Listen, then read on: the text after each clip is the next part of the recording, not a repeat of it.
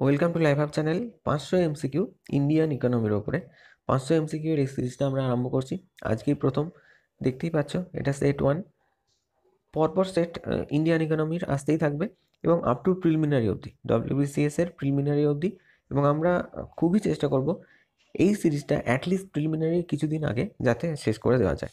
তোমরা জানো যে লাইভ হাব চ্যানেলের এর আগেও কিন্তু আর একটা সিরিজ চলছে, সেটা হচ্ছে হিস্ট্রির MCQ এবং একটু আনকমন কোশ্চেনগুলোই তাতে তোমরা পাবে। তো তার লিঙ্কটা ডিসক্রিপশন বক্সে দেওয়া আছে। এছাড়াও লাইভ হাব চ্যানেলে অন্যান্য আরও অনেক ভিডিও আছে, যেগুলোর লিঙ্কও তোমরা ডিসক্রিপশন বক্সে পাবে। এবং হোপফুলি তোমাদের এই ভিডিওটা দেখার পর সেই ভিডিওগুলো তোমরা দেখবে এবং আশা রাখছি ভালো লাগবে। তাহলে চলো শুরু করি। প্রথম question, the world economics is taken from which language? Economics এই কথাটা কোন ল্যাঙ্গুয়েজ থেকে নেওয়া হয়েছে? উত্তরটা হচ্ছে গ্রিক ল্যাঙ্গুয়েজ থেকে এই ইকোনমিক্স কথাটা নেওয়া হয়েছে। আমরা পরীক্ষার জন্য কি পড়ি? ইকোনমি। আমরা কিন্তু ইকোনমিক্স পড়ি না, ইন্ডিয়ান ইকোনমি আমরা পড়ি। ইকোনমিক্স আর ইকোনমির মধ্যে তফাৎটা কি? ইকোনমিক্স হচ্ছে যে সায়েন্স, সেই সায়েন্সটা যার মাধ্যমে আমরা ইকোনমি আমরা পড়ি, সেটা হচ্ছে ইকোনমিক্স। মানে কি, ধরো কোনো একটা পার্টিকুলার কান্ট্রি বা রিজিয়নের ইকোনমি আমরা জানছি এবং তার ডেভেলপমেন্টের জন্য কি কি দরকার সেটা একটা মডেল তৈরি করছি। সেই যে সায়েন্সটা, সেটা হচ্ছে ইকোনমিক্স। আর ইকোনমিটা কি? ইকোনমি হচ্ছে ধরো রিলেশনশিপ কিসের মধ্যে না, production, trade, supply of money, একটা পার্টিকুলার রিজিয়ন বা একটা কান্ট্রির এই যে রিলেশনগুলো, production, trade, supply of money, এই রিলেশনগুলোকে আমরা বলবো ইকোনমি। সেটা কিন্তু ইকোনমিক্স নয়। Which movement encourage the formation of commercial bank? Modern India পড়ার সময় হিস্ট্রিতে তোমরা অনেক ধরনের পরপর মুভমেন্ট তোমরা দেখেছো না? সেই দেখো 4টে মুভমেন্ট এখানে দেওয়া আছে: স্বদেশী, কুইট ইন্ডিয়া, নন কোঅপারেশন আর সিভিল ডিসোবিডিয়েন্স। তো এই 4টে মুভমেন্টের মধ্যে কোন মুভমেন্টটা এনকারেজ করেছিল কমার্শিয়াল ব্যাংক যাতে তৈরি হয়, সে ব্যাপারে এনকারেজ কোন মুভমেন্টটা করেছিল? উত্তরটা হলো Swadeshi movement. Swadeshi movement commercial bank তৈরি করার ব্যাপারে এনকারেজমেন্ট দিয়েছিল।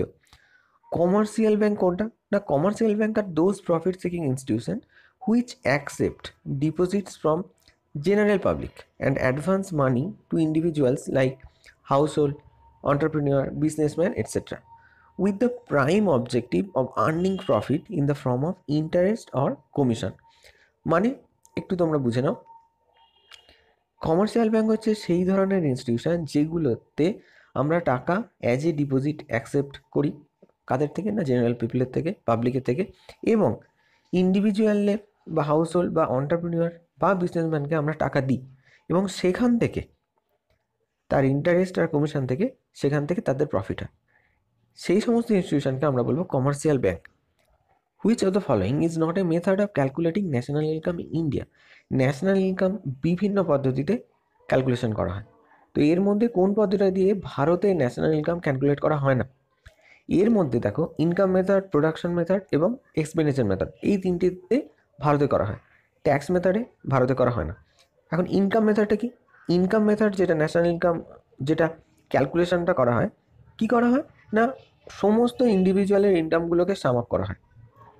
একটা দেশের সমস্ত ইন্ডিভিজুয়ালের ইনকামগুলোকে সাম আপ করা হয় এই ইনকাম মেথডে। এটার অ্যাডভান্টেজ আছে। কি অ্যাডভান্টেজ না? এটা ইন্ডিকেট করে distribution of national income among different income groups. ধরো ল্যান্ডলর্ড বা ল্যান্ড ওনার, ক্যাপিটাল ওনার্স বা ওয়ার্কার যারা আছে বা অন্টারপ্রিনার, এদের মধ্যে ন্যাশনাল ইনকাম কিভাবে ডিস্ট্রিবিউট হচ্ছে সেটা ইনকাম মেথডের মাধ্যমে জানা যায়। প্রোডাকশন মেথড কোনটা? প্রোডাকশন মেথডটাকে আর একটা নাম যেটা বলে সেটা হচ্ছে আউটপুট মেথড। এটা একটু মাথায় রেখো। এই মেথডে যেটা হয়, ভ্যালু অ্যাড করা হয় ইচ এন্টারপ্রাইজ প্রোডাকশন গুডসের ওপরে। ভ্যালু অ্যাড করা হয় ইচ এন্টারপ্রাইজ প্রোডাকশন গুডসের ওপরে এবং অবশ্যই সার্ভিসের ওপরে। এই যে ভ্যালু অ্যাড করা হচ্ছে প্রত্যেকটা স্টেজে, এর মাধ্যমে আমরা প্রোডাকশন মেথডের মাধ্যমে ন্যাশনাল ইনকাম কাউন্ট করি। আর এক্সপেন্ডিচার মেথডটা কি? এক্সপেন্ডিচার মেথডে কী হয় যে ন্যাশনাল ইনকামটা কীভাবে হয়, সমস্ত যে এক্সপেন্ডিচার আছে সেটা গুডসের ওপর হোক, সার্ভিসের উপর হোক, 1 বছরে এই সব ধরনের এক্সপেন্ডিচারগুলোকে সাম আপ করা হয় বা অ্যাড করা হয়, সেটার মাধ্যমে যেটা যখন ন্যাশনাল ইনকাম আমরা জানবো সেটাকে আমরা বলবো এক্সপেন্ডিচার মেথড। ইনকাম, এই যে এক্সপেন্ডিচার মেথডে ইনকামটা যেভাবে স্পেন্ড করা হবে, মানে যেভাবে সেটাকে তুমি কাজে লাগাবে, সেটা কিন্তু কনজিউমার গুডসের ক্ষেত্রেও হতে পারে, আবার ক্যাপিটাল গুডসের ক্ষেত্রেও হতে পারে। দু রকম ক্ষেত্রেই এটা একই রকমভাবে প্রযোজ্য। নেক্সট কোশ্চেন আছে, Oudh commercial bank was founded in. Oudh commercial bank কবে তৈরি হয়েছিল? আউধ কমার্শিয়াল ব্যাংক 1881 সালে তৈরি হয়েছিল। Oudh commercial bank first bank with limited liability, কার মাধ্যমে? না, ইন্ডিয়ানদের মাধ্যমে। আউধ কমার্শিয়াল ব্যাংকটা প্রথম লিমিটেড লায়াবিলিটি ব্যাংক যেটা ইন্ডিয়ানরা ম্যানেজ করতো, ভারতীয়রা। 1881 সালে তৈরি হয়েছিল। আউধের পরেই সেকেন্ড ব্যাংক হিসাবে যেটা ভারতীয়রা ম্যানেজমেন্টে দায়িত্বে থাকছিলেন, সেটা কোনটা? না, সেটা পাঞ্জাব ন্যাশনাল ব্যাংক। এটা হচ্ছে সেকেন্ড লিমিটেড লায়াবিলিটি ব্যাংক, এবং পাঞ্জাব ন্যাশনাল ব্যাংক তৈরি হয়েছিল 1894-তে। 1894-তে। Imperial bank of India was nationalised in. Imperial bank of India কবে ন্যাশনালাইজড হয়েছিল? 1955। 1955-তে imperial bank of India nationalised হয়েছিল। ইম্পেরিয়াল ব্যাংক অফ ইন্ডিয়াটা কোনটা? এটাই হচ্ছে state bank. Imperial bank of ইন্ডিয়াটাই হচ্ছে স্টেট ব্যাংক। 1969 এই বছরটা খুবই উল্লেখযোগ্য। কেন না, এই সময় 14টা মেজর কমার্শিয়াল ব্যাংকে জুলাই 1969-এ ন্যাশনালাইজড করা হয়েছিল। 14টা মেজর কমার্শিয়াল ব্যাংকে 1969-এ গভর্নমেন্ট ইন্ডিয়া ন্যাশনালাইজ করে। এর পরেও কিন্তু আর এক ধাপে ন্যাশনালাইজেশন হয়েছিল ব্যাংকের, সেটা হচ্ছে 1980-তে, এপ্রিল 1980-তে। সেক্ষেত্রে 14টা নয়, সেক্ষেত্রে 6টা ছিল। নেক্সট কোশ্চেনে আসছি, who issues 1 rupee notes in India? ভারতে 1 টাকার নোট কারা ইস্যু করে? 1 টাকার যে নোট ভারতে ইস্যু করে ministry of finance. Ministry of finance. Other নোটসগুলো কারা করে? না, আরবিআই। আদার্স নোট করে আরবিআই, এবং 1 টাকার নোটটা করে ministry of finance. Which two of the following nationalised banks have been merged as per the recommendation of the Narasimha committee on banking reform? Banking রিফর্মের নরসিমা কমিটি, এটা আলাদা প্রশ্ন আছে যে নরসিমা কমিটিটা কিসের উপরে কাজ করেছিল? উত্তরটা সেক্ষেত্রে হবে ব্যাংকিং রিফর্ম। তো অ্যাজ পার নরসিমা কমিটির রেকমেন্ডেশন কোন দুটো ব্যাংক, এর মধ্যে কোন দুটো ব্যাংক একসঙ্গে মার্চ করে গিয়েছিল? পাঞ্জাব ন্যাশনাল ব্যাংক আর new bank of India. Punjab national bank আর new bank of India. Which one of the following is a sign of economic growth? 4টে অপশানের মধ্যে তোমরা একটু ভালো করে পড়ে নিও পজ করে। এর মধ্যে কোনটা ইকোনমিক গ্রোথের সাইন, মানে ইকোনমিক গ্রোথকে ইন্ডিকেট করে? উত্তরটা হবে B, a sustainable increase in real per capita income. Real per capita income, এটা কিন্তু একটু লক্ষ্য করো, শুধু পার ক্যাপিটা ইনকাম নয়, রিয়েল পার ক্যাপিটা ইনকাম। এমনি পার ক্যাপিটা ইনকাম মানে কি? এমনি পার ক্যাপিটা ইনকাম মানে তোমরা সবাই জানো যে মোট যে ইনকাম সেটা জনসংখ্যা দিয়ে ভাগ করলে যেটা আসে, বা জিডিপি যেটা, সেটা কে জনসংখ্যা দিয়ে ভাগ করলেই আসে পার capital. Real per capita income তখন হবে যদি যে জিডিপিটা হলো সেটা ইনফ্লেশন আমাদের যেটা হয় সেটাকে কিন্তু সেখান থেকে বাদ দেওয়া হবে, বলা যেতে পারে ইনফ্লেশন অ্যাডজাস্ট যখন করে দেওয়া হবে, তারপরে যে জিডিপিটা, সেই ক্ষেত্রে সেটা হবে রিয়েল জিডিপি, এবং সেটাকে যখন জনসংখ্যা দিয়ে ভাগ করা হবে সেটা হবে real per capita income. The main objective of the 12th 5-year plan is. 12তম পঞ্চবার্ষিকী পরিকল্পনার মেন অবজেক্টিভ কী ছিল? Option D, faster, sustainable and more inclusive growth. তোমাদের একটা কথা বলি, প্রায় প্রত্যেকটা পঞ্চবার্ষিকী পরিকল্পনার একটা গোল থাকে। তোমরা পারলে সেই গোলগুলো একটু মাথায় রেখো। যেমন এটা এটা 12th 5-year প্ল্যানের কথা বলছি। 9th-এ যেমন ছিল growth with justice and equality. 9th-এ ছিল growth with justice and equality. তো এরকম গোলগুলোকে তোমরা এক জায়গায় চক ডাউন করে, না হলে কিন্তু মনে থাকবে না, এক জায়গায় চক ডাউন করে তোমরা যদি মাঝে মাঝে সেটা পড়ো, তাহলে দেখবে প্রত্যেকটা 5-year প্ল্যানের গোলগুলো তোমাদের মাথায় থেকে যাচ্ছে। তার মধ্যে বেশ খুব কম সংখ্যকই ইম্পর্টেন্ট, সেগুলো তো মাথায় থেকেই যাবে। The ease of doing business index is an index propose by. Ease of doing business, এই যে ইন্ডেক্সটা, দেখো এখানে একটা কথা বলার, সেটা হচ্ছে এই প্রশ্ন খুব কমন, যে ধরো একটা ইন্ডেক্স তুলে দিল, দিয়ে বললো ভারতের র্যাঙ্ক এখানে কত। এই প্রশ্ন কিন্তু সবসময় যে কোনো পরীক্ষায় যে কোনো সময় ইম্পর্টেন্ট, সুতরাং সেটা তো আমাদের পড়তেই হবে। নতুন ট্রেন্ডটা কি? নতুন ট্রেন্ডটা হচ্ছে এই যে বিভিন্ন ইন্ডেক্সিংগুলো করে, সেটা করছে কারা, অর্গানাইজেশনটা কোনটা। যেমন এখানে কি না is of doing business index, এটা প্রশ্নটাকে না কারা প্রপোজ করে, এটা ইজ অফ ডুইং বিজনেস করে world bank group. World bank group এই ইজ অফ ডুইং বিজনেস ইন্ডেক্সটাকে নিয়ে আসে। ইজ অফ ডুইং বিজনেসে ভারতের র্যাঙ্ক এখন 77। এটাও ইম্পর্টেন্ট যে ভারতের র্যাঙ্ক এখন ইজ অফ ডুইং বিজনেসে কত, সেটা হচ্ছে 77। এখানে একটা কথা বলে দিই, 23 ধাপ একবারে লাফিয়ে ভারত এখানে এসেছে, মানে এটা উন্নতির দিক থেকেই বলছে, অবশ্যই আগে পিছিয়ে ছিল। 23 ধাপ একবারে লাফিয়ে এবছরে 77-এ এসেছে। What are the total number of districts covered under socio economic and caste census 2011?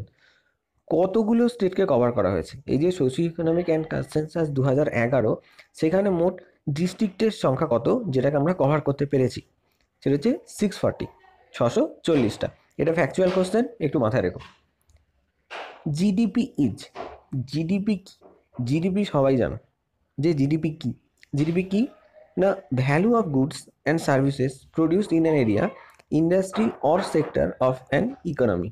Value of goods and services produced in an area, industry or sector of an economy. জিডিপির full form gross domestic product. এটা একটা monetary measurement, এটা একটা monetary measurement market ভ্যালুর। এইগুলো কথাগুলো বলছি কারণ যদি ধরো এটা দিল না, ঘুরিয়ে তো অন্য দিতে পারে, ধরো বলে দিল যে মার্কেট ভ্যালুর মানিটারি মেজারমেন্ট, সেক্ষেত্রে হয়তো দিয়েছে অপশান একটা জিডিপি, সেক্ষেত্রে উত্তরটা কিন্তু জিডিপিই হবে। এবং আর একটা কথা বলি, সেটা হচ্ছে এই যে ভ্যালুটা করা হয় সেটা কিন্তু ফাইনাল গুডস আর সার্ভিসের ভ্যালু করা হয় এক বছরে। Final goods and services, final goods কি? ফাইনাল গুডস হচ্ছে সেই ধরনের গুডসগুলো যেটাকে আর মডিফাই করা যায় না। আর ইন্টারমিডিয়েট গুডস মানে কি, ধরো একটা গুডস পেলে সেখান থেকে সেটাকে মডিফিকেশন করে আর একটা নতুন পণ্য উৎপাদন করা গেল, সেগুলো হচ্ছে ইন্টারমিডিয়েট গুডস। আর ফাইনাল গুডস মানে ওটাই শেষ, ওর পরে সেখান থেকে মডিফিকেশন করে নতুন কোনো পণ্য আর উৎপাদন হবে না। Net national product is equal to, net national product কি? এনএনপি, ভীষণ ইম্পর্টেন্ট। নেট ন্যাশনাল প্রোডাক্ট এই অপশানগুলোর মধ্যে কোনটা? নেট ন্যাশনাল প্রোডাক্ট হচ্ছে gross national product minus depreciation. ডিপ্রিসিয়েশনটা কি? ডিপ্রিসিয়েশনটা হচ্ছে খুবই ন্যাচারাল একটা জিনিস, যেটা ওয়ার অ্যান্ড টিয়ারের জন্য হয়। ডিপ্রিসিয়েশনটার কারণ হচ্ছে wear and tear. Gross national প্রোডাক্টটা কি? GDP plus factor incomes earn by foreign residents. ভালো করে একটু শোনো, GDP plus factor incomes earned by foreign residents minus income earned in the domestic economy by non residents. মানে কি, জিডিপির সঙ্গে যুক্ত হবে কোনটা না, যেটা ফরেন রেসিডেন্টস যারা বাইরে আছে সেখানের যে ইনকামটা তারা করছে সেইটা, সেখান থেকে বিয়োগ কোনটা যাবে এর সঙ্গে না, ডোমেস্টিক ইকোনমিতে মানে ভারতে যারা নন রেসিডেন্টস আছে তারা যেটা ইনকাম করছে বা আর্ন করছে, সেটা সেখান থেকে বিয়োগ দিলে আমরা পাবো জিএনপি, গ্রস ন্যাশনাল প্রোডাক্ট। আর গ্রস ন্যাশনাল প্রোডাক্ট থেকে যদি আমরা ডেপ্রিসিয়েশনটাকে বাদ দিয়ে দিই, সেখানে আমরা পাবো net national product. When did the national bank of agriculture and rural development establish? National bank of agriculture and rural development, এটার ফুল ফর্ম, এটার শর্ট ফর্ম হচ্ছে নাবার্ড। অনেক সময় দেখবে মিসলেনিয়াসে তো প্রশ্ন আসে যে অ্যাপ্রিভিয়েশন, সেখানে কিন্তু এটা ইম্পর্টেন্ট। নাবার্ডের ফুল ফর্ম কি না, national bank of agriculture and rural development. এটা কবে হয়েছিল? জুলাই 1982-তে। জুলাই 1982-তে 1982 জুলাই মাসে নাবার্ড তৈরি হয়েছিল। এটা হচ্ছে অ্যাপেক্স বডি। অ্যাপেক্স বডি মানে এটাই উচ্চতম। এরা কাজটা কি, কোন ক্ষেত্রে উচ্চতম এটা না, overall development policy planning and financial support for agriculture and rural development. Agriculture আর রুরাল ডেভেলপমেন্টের দিক থেকে তার কী করে তাকে ডেভেলপ করা যাবে, পলিসি কীরকম হবে, প্ল্যানিং হবে কী করে, ফিনান্সিয়াল সাপোর্ট কীভাবে দিলে সেটা আরও ডেভেলপ করবে, এই ব্যাপারগুলো দেখার এটাই হচ্ছে সবথেকে উচ্চতম body. Which of the Indian states is the most urbanised as per the data of census 2011? 2011 census অনুযায়ী ভারতের কোন স্টেট সব থেকে বেশি আরবানাইজড? আরবানাইজড মানে শহুরে বলতে পারো, বা সব থেকে বেশি শহরের অঞ্চল কোথায় আছে? সেটা হচ্ছে গোয়ায়। গোয়া হচ্ছে ভারতীয় স্টেটগুলোর মধ্যে সব থেকে বেশি আরবানাইজড। Who among the following benefited most with the increase in statutory liquidity ratio? এটাকে শর্টে বলে SLR। প্রশ্নটা ভীষণই ইম্পর্টেন্ট। SLR থেকে এদের মধ্যে কারা বেনিফিট হয়? মানে ধরো SLR ইনক্রিজ করলো, সেক্ষেত্রে বেনিফিটটা কাদের হবে? সেক্ষেত্রে বেনিফিটটা হবে গভর্নমেন্ট অফ ইন্ডিয়া। এখন কেন গভর্নমেন্ট অফ ইন্ডিয়া হবে? তার জন্য SLR কি সেটা একটু জানা দরকার। SLR হচ্ছে reserve that commercial bank are required to maintain in the form of cash, gold reserve, government approved securities before providing credit to the customers. একটা জিনিস যেটা করতে হয় কমার্শিয়াল ব্যাঙ্কগুলোকে, সেটা হচ্ছে একটা রিজার্ভ রাখতে হয়। সেই রিজার্ভটা কীভাবে রাখবে আর মেনটেন করবে তারা? না, ক্যাশ, গোল্ড রিজার্ভ আর গভর্নমেন্ট অ্যাপ্রুভড সিকিউরিটির মাধ্যমে। কাস্টমারকে যখন ক্রেডিট তারা প্রোভাইড করবে, সেই ক্রেডিটটা প্রোভাইড করার আগে সিআরআর, যেটা ক্যাশ রিজার্ভ রেশিও তোমরা জানো, সিআরআর ছাড়াও আর একটা জিনিস ব্যাংকে মেনটেন করতে হয়, সেটা হচ্ছে এসএলআর। এসএলআরটা কি? এসএলআরটাকে মেনটেন করে কিভাবে ব্যাংক? না, ক্যাশ, গোল্ড রিজার্ভ আর গভর্নমেন্ট অ্যাপ্রুভড সিকিউরিটিতে। এখন যেহেতু এর মাধ্যমে কমার্শিয়াল ব্যাংকের এই এসএলআরটা মেনটেন হয়, সেক্ষেত্রে গভর্নমেন্ট অফ ইন্ডিয়া যদি এসএলআর ইনক্রিজ হয়, সেক্ষেত্রে গভর্নমেন্ট অফ ইন্ডিয়ার লাভ হবে। নেক্সট কোয়েশ্চেনে আসছি, economic survey is publish by. Economic survey কারা পাবলিশ করে? Chief economic adviser, ministry of finance. Economic survey publish করে chief economic adviser, ministry of finance. Which of the following term is not related to banking sector? এইগুলোর মধ্যে কোন টার্মটা banking সেক্টরের সঙ্গে related নয়? এর মধ্যে ফরেক্স রিজার্ভ ব্যাঙ্কিং সেক্টরের সঙ্গে রিলেটেড নয়। ফরেক্স reserve is the short form of foreign exchange reserve, which is the collection of foreign currency. Forex reserve হচ্ছে ফরেন কারেন্সির যে রিজার্ভ, সেটাকে আমরা ফরেক্স রিজার্ভ, যেটা ব্যাঙ্কিং সেক্টরের সঙ্গে কোনোভাবেই রিলেটেড নয়। World economic outlook is released by. World economic outlook এটা কারা বার করে? এটা IMF বার করে, ইন্টারন্যাশনাল মনিটারি ফান্ড এই ওয়ার্ল্ড ইকোনমিক আউটলুকটা বার করে। VAT is imposed. ভ্যাট এর মধ্যে কিসের ওপরে ইম্পোজ করা হয়, মানে কার ওপর ফেলা হয়, বা বলা হতো ফেলা হতো? এটা ডি এর অপশানটা দেখো, on all stages between production and final sale. ভ্যাটটা প্রত্যেকটা স্টেজে আগে দেওয়া হতো। সেটা কি না, প্রোডাকশান থেকে আরম্ভ করে ফাইনালি একটা প্রোডাক্ট তৈরি হওয়ার পর সেটা সেল, এই যে বিভিন্ন ধাপে ধাপে সেটা তৈরি হয়ে সেল করার জায়গায় চলে এলো, এই প্রত্যেকটা স্টেপেই কিন্তু ভ্যাট, একটা পার্সেন্টেজ অফ ভ্যাট প্রত্যেকটা স্টেজে সেখানে ইম্পোজ করা হতো। নাবার্ড ওয়াজ establish on the recommendation of. NABARD নিয়ে একটা কোয়েশ্চেন আগেও বলেছি, সেটা ছিল কবে নাবার্ড এস্টাবলিশড হয়েছিল। তো কবে হয়েছিল, ঠিক আছে, কিসের রেকমেন্ডেশন বা কার কার রেকমেন্ডেশনের মাধ্যমে এই নাবার্ডটা তৈরি হয়েছিল? এটা শিবরমন কমিটির রেকমেন্ডেশনের মাধ্যমে এই নাবার্ডটা তৈরি হয়। তৈরি হয়েছিল 1982 এর জুলাই মাসে, 12 জুলাই এটা তৈরি হয়েছিল। The basic regulatory authority for mutual funds and stock markets lies with the. ভারতে মিউচুয়াল ফান্ড আর স্টক মার্কেটের রেগুলেটরি অথরিটিটা কে? সেটা হচ্ছে SEBI, securities and exchange board of India. SEBI short ফর্মে securities and exchange board of India. Which types of tax helps in reducing disparities of income? ইনকামের disparity কোন ধরনের ট্যাক্স কমাতে সাহায্য করে? এটা কোনো এমসিকিউ কোশ্চেন নয়, এটা জাস্ট একটা ফ্যাক্ট এবং কোশ্চেন। তার উত্তরটা কি না, প্রোগ্রেসিভ ট্যাক্স।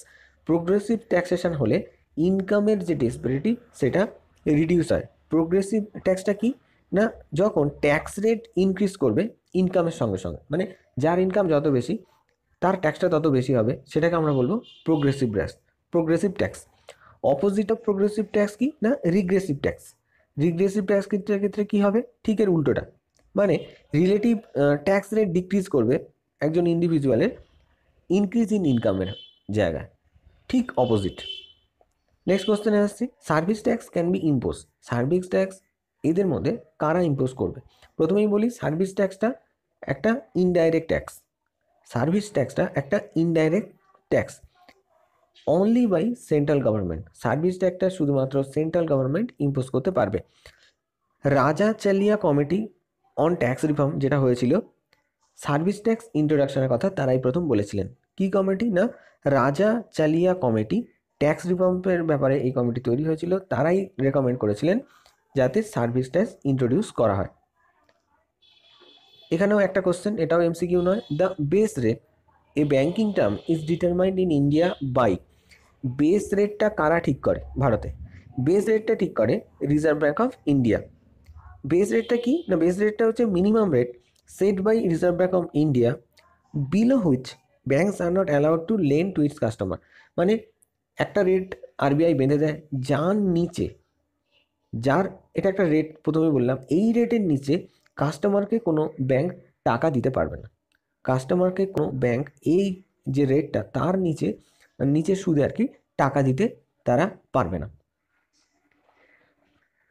ইকোনমির যে 500 কোশ্চেনের যে এমসিকিউ এই সিরিজটা, তার প্রথম সেটটা এখানে শেষ করছি। খুব তাড়াতাড়ি সেকেন্ড সেট নিয়ে আসবো। যারা এখনও লাইফ হাব চ্যানেলকে সাবস্ক্রাইব করনি, তারা, আশা করব তারা এই ভিডিওটা দেখবে এবং ভালো লাগলে অবশ্যই সাবস্ক্রাইব করে নেবে।